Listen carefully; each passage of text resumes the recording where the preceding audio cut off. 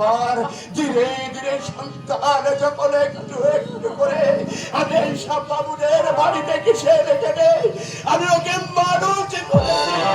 তাই তোমার চেয়ে আমাদের অধিকারটা কিন্তু ওর প্রতি কম নয় বৌমা। দেখো দেখো কেমন ভাবে আমাকে অপমান করছে, আমি দেখো বলি বলি আমি কি অন্যায় কিছু বলেছি? এদের একটা বিহিত করো, নাহলে আমি কি এই নরক কুণ্ডতে এক মুহূর্ত থাকতে পারবো না। এই আমি করব। আচ্ছা বাবা, তনুশ্রীকে অপমান করবার সাহস তুমি কোথায় পেয়েছো? বৌমাকে দুটো কটু কথা বলেছি বলে তার তোর গায়ে লেগেছে, কিন্তু একটিবার চিন্তা করে দেখ, আমার বৌমাকে এতক্ষণ তোর সামনে দাঁড়িয়ে আমাদেরকে জানা দেয় বলে অপমান করলো, এতে কি তোর বিবেক বলা সত্যি? ওরে দিব্যেন্দু, পূর্ব আকাশে সূর্য নেই, আজ যেমন আবার পশ্চিম আকাশে তলিয়ে যায়, আজ আমাদের জীবনের শেষ প্রান্তে এসে দাঁড়িয়েছি। ওরে দিব্যেন্দু, মমতা সন্তানের কাছে এইটুকু চাওয়া কি অপরাধ?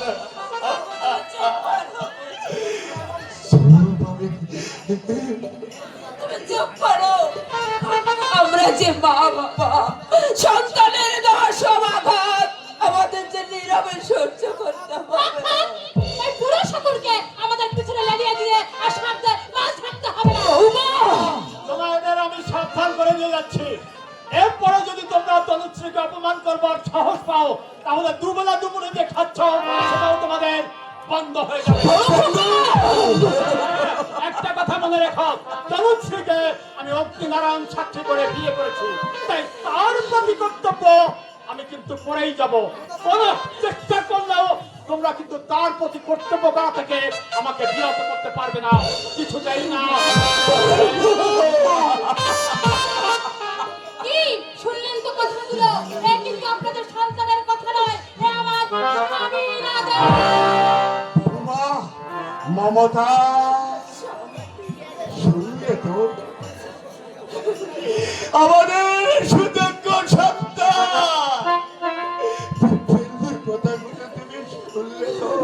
দাদারা, মায়েরা, এই জন্য কি বৃদ্ধ বাবা মারা এই হাতে কাস্তে আমল ধরে এইসব বাবুদের বাড়ি দরজায় কিছু রেখেছে সন্তানকে মানুষ করে এই অসহায় বৃদ্ধ বয়সে?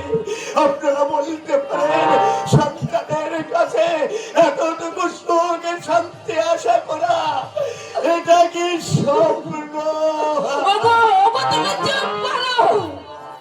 তোমার অসুস্থ শরীর, তুমি চুপ করো। চুপ আমি করতে পারছি না মমতা, বলতে পারো মমতা, কেমন করে চুপ করবো বলতে পারো মমতা? যে সন্তানকে লালন পালন করে আমি বড় করে করলাম, তুমি আমি আমার বুকের ভিতরটা ভেঙে যাচ্ছে মমতা, আমার যেমন ভেঙে যাচ্ছে মমতা।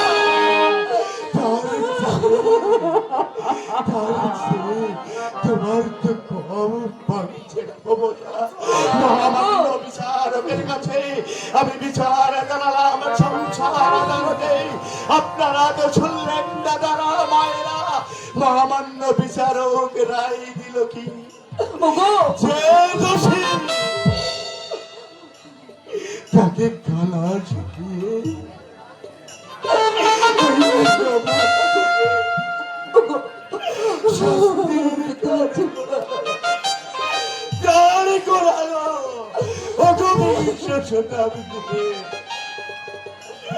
বাবারা,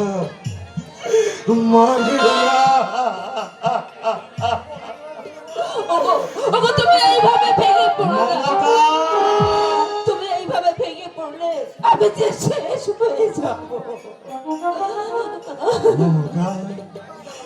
আজ উদ্ধার রাজা রামচন্দ্র বিষয় সম্পত্তি ঐশ্বর্য সব কিছু রেখে রাজ সিংহাসনে রেখে আপনারাই তো বলেছেন বাবারা মায়েরা সীতাকে নিয়ে পিতৃ সত্য পালনের জন্য ওই পদে গিয়েছিল।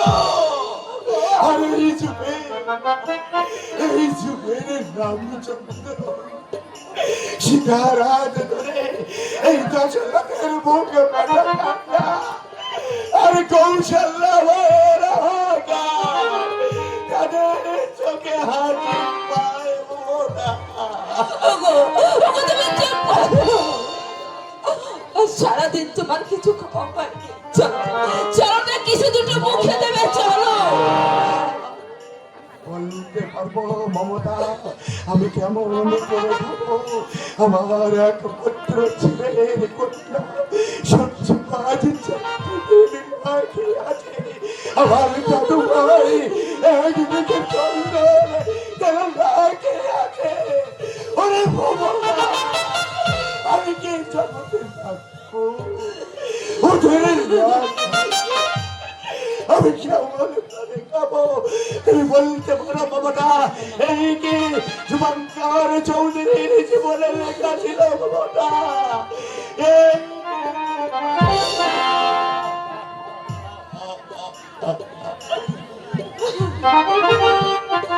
আমাদের সজ্জন্য কপাল খুলিয়েছে, হতভাগী হয়ে চোখে দেখে শেষ হয়ে যাচ্ছে। কাঁদবে না, আমরা যে তাকে তোকের সাগরে ভাসিয়ে দিয়েছি। দিব্যেন্দুর ভবিষ্যৎ গড়তে গিয়ে আমার সূর্যের ভবিষ্যৎ আমি অন্ধকারে ঢেকে দিয়েছি।